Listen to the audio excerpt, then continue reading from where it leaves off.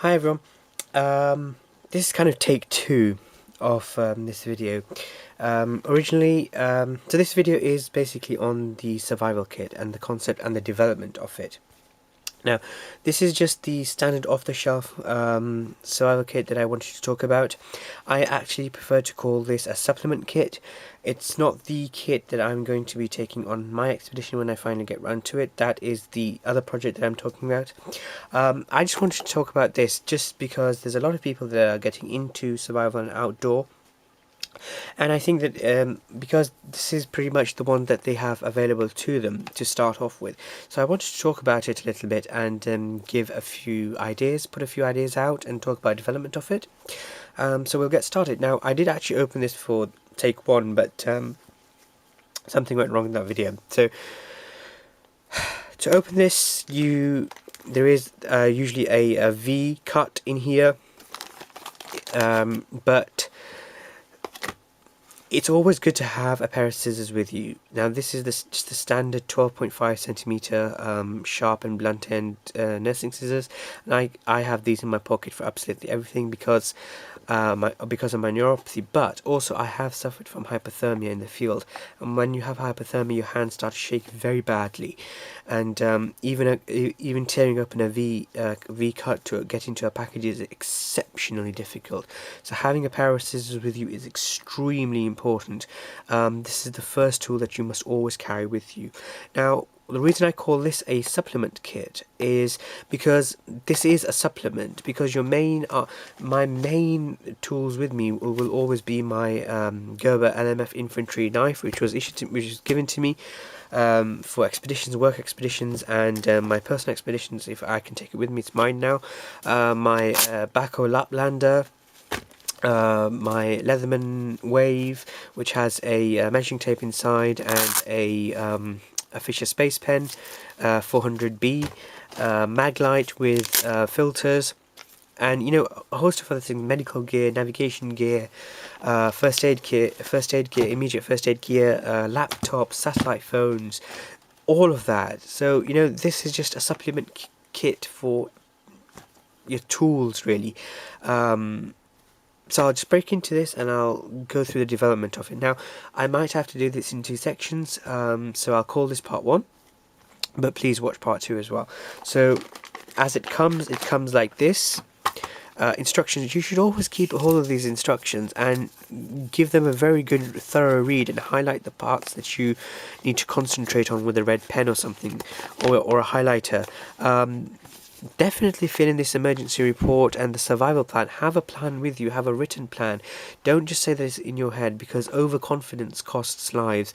And on the other side, not having a plan and not sort of planning also costs lives. So have it written down and adhere to it, and also give a copy of that back to your lab or back to your main to a police station, or your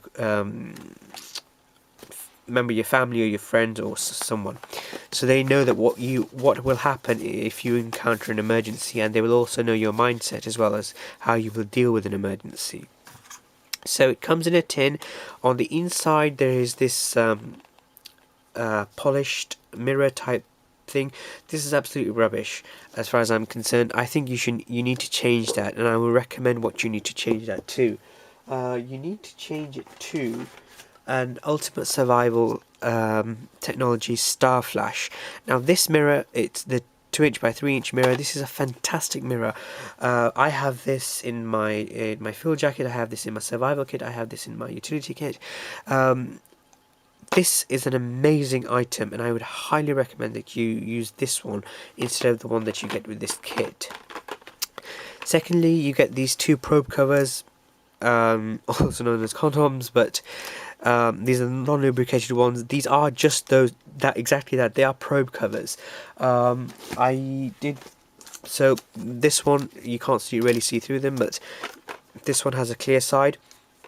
So essentially what these are for, if you have a satellite phone, or if you have a transceiver radio antenna, or if you have a, where did I put it, my Maglite torch, you need to keep these waterproof. You need to cover them up. Now, they do say that they have O-rings in all these technologies, but what a lot of people always forget is that the O-rings are only good when they leave the actual lab or the manufacturing facility, because you need to take into account degradation of the rubber O-rings, the mechanical degradation of them.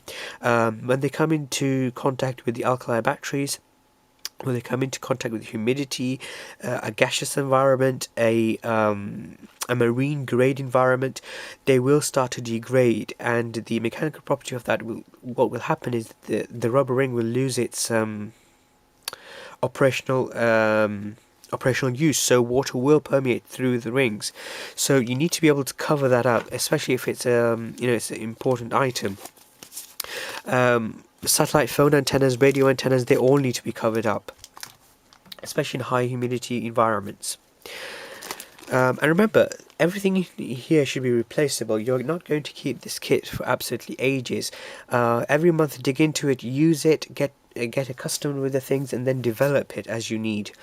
Matches, these are very good for sterilizing metal tools, lighting a fire, getting a signal fire ready. So make sure you replenish these and you use the good quality ones. Brass wire, perfect from fixing a window hinge in your car or at home, to fixing items of equipment together. It doesn't always have to be used as a snare wire to capture a rabbit or anything. You can use it in a daily situation as well. A commando wire saw or a wire saw. First thing I would recommend is don't leave it like this in the tin. These degrade again in marine and humid environments. What I would highly recommend is that you coat this in either Vaseline or beeswax and put it into a grease paper envelope. Just get some grease paper, cut it out, fold it, and then put it into there once it's been Vaselined. Don't put actual grease onto it. Just put Vaseline or Burt's Bees beeswax onto it, and then put it into a grease paper. That will look after it. Another use for this is, it doesn't have to be used for cutting wood. One of my friends actually used this. His child got locked into the bathroom. He turned the key, and then for some reason the key kind of broke, so the door was not able to open. So what my friend did was he put the one end through the door and asked the child to lift it up, and then he did the mechanical work of actually sawing through the lock, cutting around the lock to open it. It wasn't a very big lock, it was just a small lock. But again, you can use this in daily life, but keep it Vaseline and put it into a greaseproof envelope cover. That way you will be able to look after it. Candle. Now, obviously, you can use this candle for lighting, for signaling, but the best thing to do to start a fire is that you get this cotton ball with it. I wouldn't really recommend having this cotton ball because it will get used. A good way to do it is use the knife in the kit to feather out the wax, and then you rub this into there and then set it alight. Now, once this is used, I would highly recommend that you use something like this. This is the Bits and Bits expandable wipe, so it's just one tablet. This is actually a wipe. It opens up to a big sort of towel, so you can either use it as a towel, you can either use it as a rag, you can use it as a bandage to soak up blood or pus or anything that you might have infection, or you can actually use it as tinder. So one of these tablets, or two of them, because they fit into a very small size, in replacement of the cotton ball. When this runs out, I would highly recommend that you use this. This is Burt's Bees Lip Balm. It comes in a small tin like this. You can buy this from Boots the Chemist or Walgreens or any chemist store really, or any health and beauty section in any of the stores. So this is all beeswax, and there are some other things in it, but essentially it is beeswax. So what you can do is have one of these tins, or have two of these tins, because they fold up to quite small size. Just get you a Zippo lighter, and you can go to the shop and buy one of these Zippo lighter replacement filaments here, these wicks, and they have like a metal copper brass wire inside them, and therefore they last a lot longer than the standard wick of a candle. So you can just feather out when you need to use this as a candle. You can just feather out the inside, cut a bit of the filament wire, put it into there, and then you can start a fire. And then you also have a little bit of a tin as well. So these two I would highly recommend in replacement and in development to these. Okay. In terms of these safety pins, I would highly recommend that you change them to black anodized because they do rust, especially these silver tin ones. They are usually quite bad quality. Also, don't keep them in a plastic envelope.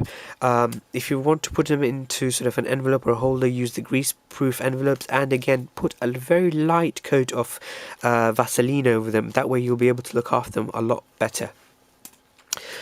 Fishing kit, obviously this doesn't have to always be used as a fishing kit. A friend of mine was in the Amazon. He's a marine biologist and a biologist, and he was doing some research in the Amazon, and one of the things that he complained about was that his hammock was always getting wet, even though he had some very good paracord on it when it connected to the tree. So one thing I recommended to him was to put one of these weights onto the middle of the paracord, and then weigh it down, then connect the fishing filament, the filament wire to it, and then put another weight at the bottom. So what that did was, because the metal balls are non-porous, it's a metal item, they're not going to absorb water. Water will then follow gravity down, so that way he then after sleeping like 3 or 4 nights in extremely wet hammock, he managed to get a good night's sleep with this technique, and he was quite happy with that. So get good quality balls. I mean, these shots that they have supplied are absolutely rubbish. You can go to a good fishing store, Farlow's in England. It's a little bit expensive, but they do sell good stuff. Or just look up Amazon if you are not in London. Get the weights which actually have a hole through them. They're far more better than these shots. Pencil. I mean, the pencil is perfect because you can obviously write with it, but you can also pencils tend not to soak up water because they have like a really light wax coating. So what you can do, if you need extra tinder, you can just chip away at this and use it as a feather stick. Again, very useful, and can be used for other things as well. Can be used as a splint if need be. And if you have this towel, you can use it as a splint and a little bandage to hold things together. Again, when the pencil runs out, I would suggest if you want to put a pencil, you can put it in a pencil, or you can use a metal pen. The good thing about this pen is, again, you can use it as a splint. You can just take the ink cartridge out and have the ink cartridge separate, and it will work anyway. And then you can use this as a splint if you break your finger or a toe or something. That would be perfect. Ideally, I would definitely recommend replacing it with a Fisher Space Pen 400B. That's the model number, 400, and then black. Because that tends to have a good coating on it. The knife that they give you is, again, absolutely rubbish. I would highly recommend you change this. They do give you a razor blade. They give you 2 razor blades, which are in here. I'll get the other one out later. So you can actually use this razor blade as a knife, or you can change it to what I would recommend is a Leatherman style PS. It gives you scissors, it gives you a small file, a pair of tweezers, and a pair of pliers. These are perfect for removing splinters or for cutting the filament wire of the Zippo lighter. So a lot of multiple uses for this. And just remember that this is part 1, so I will do a part 2. Now, if you want to have a small knife in there, go ahead and do it. You can use a Spyderco. What is it called? A Spyderco bug. They come really sharp. They come extremely sharp. They're fantastic blades. So I would recommend you change this to a Spyderco bug. And if you really need to sharpen your knife, I would recommend a Victorinox ceramic sharpener, or any other type of ceramic sharpener, because when it does sharpen, it sharpens it to a very, very good edge, and even someone as novice as me can do a very sharp edge onto a standard, any type of cheap or any type of blade, and it will give you a cutting edge. So a ceramic sharpener is very good. So I'm not an expert in sharpening anything, as I've said many times before, so I would recommend a ceramic sharpener because someone like me can do it. So a professional in your hands as a professional, and as you learn, as your skill base increases, you will only get better. So this was the cutting element. I will instead of these blades, I will carry on to further recommendations in part 2. Okay, so I'll see you in part 2. Thank you very much for watching. Thank you. Bye. Watch part 2.